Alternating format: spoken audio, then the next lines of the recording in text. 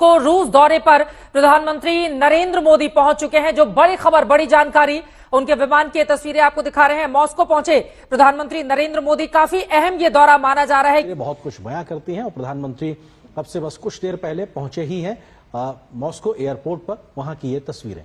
बिल्कुल, प्रधानमंत्री मोदी का ये दौरा कई मायनों में बेहद अहम।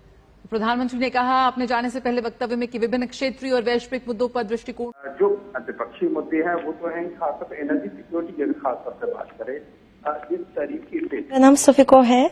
मैं बहुत खुश हूँ कि हमें श्री नरेंद्र मोदी जी के स्वागत में नृत्य करने के अवसर मिला है। आगे जो इंडिया रशिया रिलेशंस हैं वो ड्यूरेबल हैं, लॉन्ग टर्म हैं एंड वो खत्म होने वाले नहीं है उस तरह।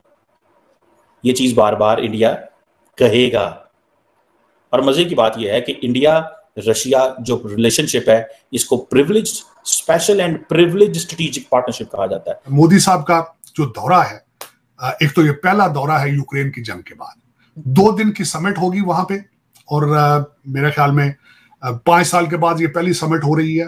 मेरे ख्याल में मेरी अपनी प्रेडिक्शन है कि आने वाले दिनों में फ्यूचर के अंदर इंडिया के रिलेशन बेहतर होंगे। भारत और रूस के जो रिश्ते हैं बहुत पुराने हैं और वेस्ट ने, यानी कि पश्चिमी देशों ने पूरी जान लगा दी है इनको खींचने के लिए। पूरी जान लगा दी है कि किसी तरीके से मोदी जी को वेस्ट के पास बिल्कुल खींच लें और वेस्ट के पास इनको ले आए। Prime minister Narendra Modi visit to Moscow.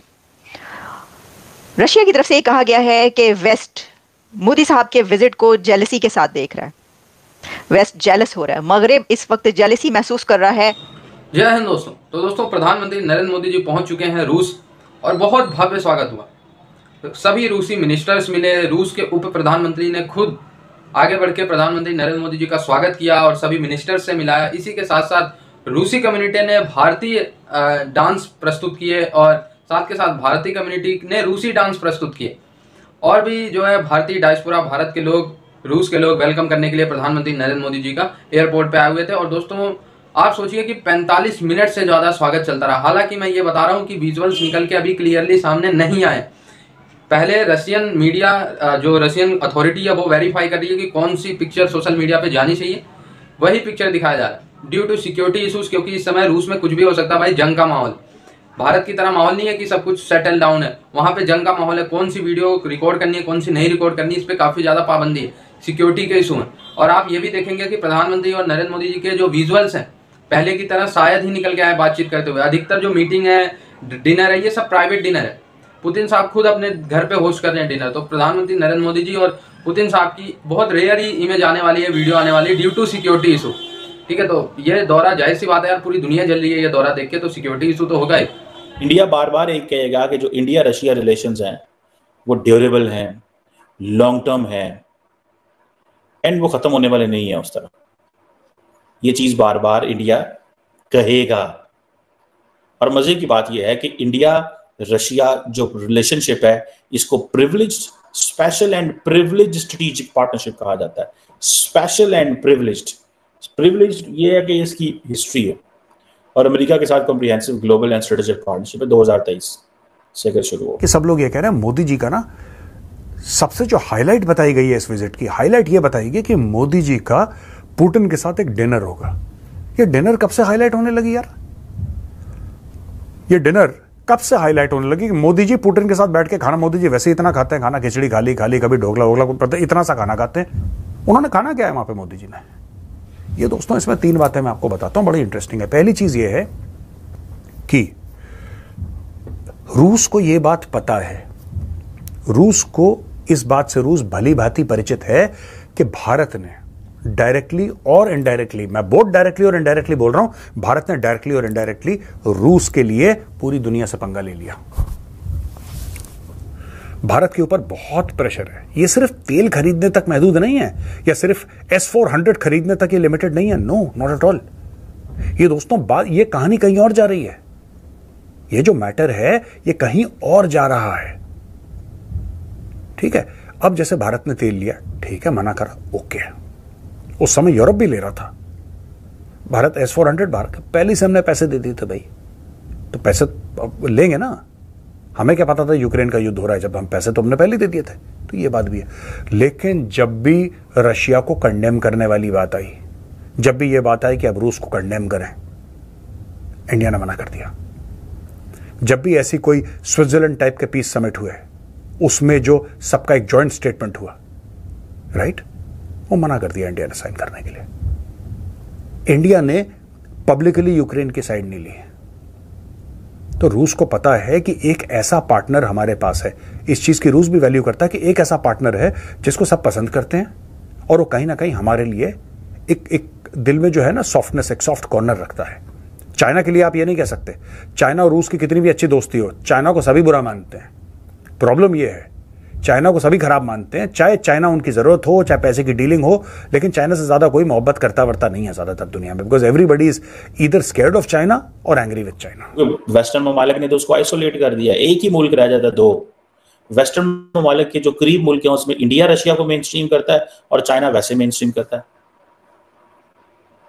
सो ये चीजें जो है बेसिकली इंडियंस जो रशिया के करीब आते हैं, they want to make it sure कि ये ना हो कि चाइना और रशिया की दोस्ती इतनी बढ़ जाए कि कल को रशिया चाइनीज साइड पे खड़ा हो जाए।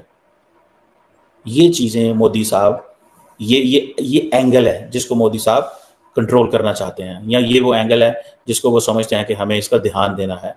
अगर हमने ध्यान ना दिया तो हमारे लिए मसला होगा। और अमेरिकन को उन्होंने समझ है। सो देखिए, इंडिया वो मुल्क है जिसके जो नेशनल इंटरेस्ट है वो उसके बॉर्डर से बहुत बाहर चला गया। ये आर्टिफिशियल इंटेलिजेंस को हासिल करना, डेटा सेंटर्स की साइंस को समझना से इंडिया रशिया को दूर रखना चाहता है चाइना से, और अमेरिका के करीब रहना चाहता है ताकि अब मिलिट्री डोमेन्स में जितने भी एंगल्स हैं वो कवर किए जा सके, इंक्लूडिंग एआई, ताकि वो अपनी जो डिटेरेंस है उसको मेंटेन कर सके। मुझे ऐसा लगता है, और हो सकता है मैं गलत हूं दोस्तों, ये मैं बहुत बड़ी बात कह रहा हूं, लेकिन मुझे ऐसा लगता है कि कहीं ना कहीं मोदी जी पुतिन को समझाने गए हैं और कहीं ना कहीं बाकी दुनिया का मैसेज लेकर गए हैं, क्योंकि पुतिन ने और किसी की सुननी नहीं है। देखो, ये सब बातें शी जिनपिंग बोलेगा नहीं पुतिन को। क्यों नहीं बोलेगा?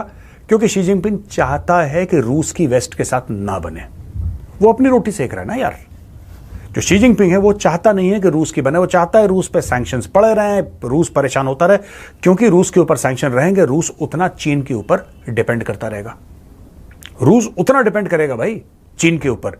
जब आप एक रास्ता रोक दोगे किसी का, बंदा दूसरा रास्ता, जिसको परिवार पालना है वो कहीं और से जुगाड़ करेगा ना फिर रोटी कमाने का, राइट।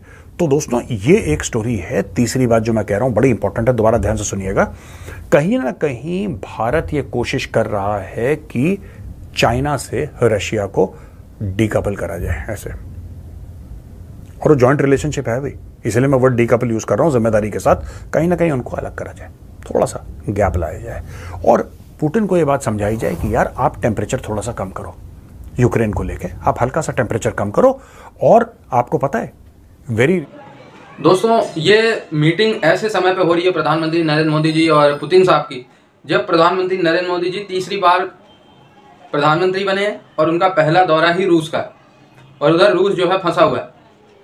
लगातार युद्ध चल रहा है, पूरा यूरोप अमेरिका मिलकर यूक्रेन को सपोर्ट कर रहा है, और रूस के साथ ट्रेड करने वाले दो बड़े देश सिर्फ चाइना और भारत ही हैं, ठीक है। और ऐसे समय में वीडियोस उतने एफिशिएंसी के साथ आना, उतने एफिशिएंसी के साथ मीडिया को कवरेज करना, ये संभव नहीं हो पाएगा, क्योंकि बहुत ज़्यादा सिक्योरिटी के इशू हैं भाई। अटैक हो रहा है, कहीं रूस अटैक कर रहा है यूक्रेन पे, कभी यूक्रेन अटैक कर रहा है रूस पे, कब कहाँ क्या हो जाए, इसीलिए मीडिया को ज़्यादा फुटेजेस नहीं दिखाए जा रहे हैं। मैं कल ही मॉस्को टाइम्स को पढ़ रहा था, तो मॉस्को टाइम्स ने बताया कि 30 से 40% इवेंट की तो मीडिया को कवरेज की अलाउ ही नहीं किया है रशियन फेडरेशन। जो रशियन अथॉरिटी है उन्होंने 30 से 40% इवेंट को मीडिया से बायकआउट कर दिया है। इट मीन्स कि due to security issues media इसको कवर नहीं कर सकती है। लाइव लोकेशन या लाइव चीज़ें पता चले किसी को, और किसी के इंटेंशन गलत हो, कुछ अटैक वटैक हो जाए, तो ये दिक्कत वाली बात हो जाएगी। दूसरी तरफ भाई भारत और रूस की ट्रेड की अगर बात करें तो 50 बिलियन के आसपास टच करने वाले। 50 बिलियन आप इसी से अंदाजा लगा सकते हैं कि 1 बिलियन 2 बिलियन के लिए IMF के तलवे चाट रहा है पाकिस्तान। 50 बिलियन आप इसी से अंदाजा लगा सकते हैं कि भारत और चाइना सबसे बड़े ट्रेडिंग पार्टनर हैं, लगभग 100 बिलियन के आसपास ट्रेड करते हैं। तो इसी से आप अंदाजा लगा सकते हैं कि 50 बिलियन का ट्रेड हो रहा है। और इसमें से मैक्सिमम भारत जो है रूस से ऑयल खरीद रहा है। रूस से ऑयल सस्ती खरीद के पूरी दुनिया को बेच रहा है और रूस चाह रहा है कि भारत का फायदा हो। तो इससे अच्छी दोस्ती क्या हो सकती है। इसीलिए मैं कहूँगा बहुत सही किया प्रधानमंत्री नरेंद्र मोदी जी ने कि पहला दौरा ही रूस का किया। अब देखते हैं और भी क्या क्या खबरें निकल के सामने आती है। आप लोग जुड़े रहिएगा, हम जरूर आपको अपडेट करेंगे।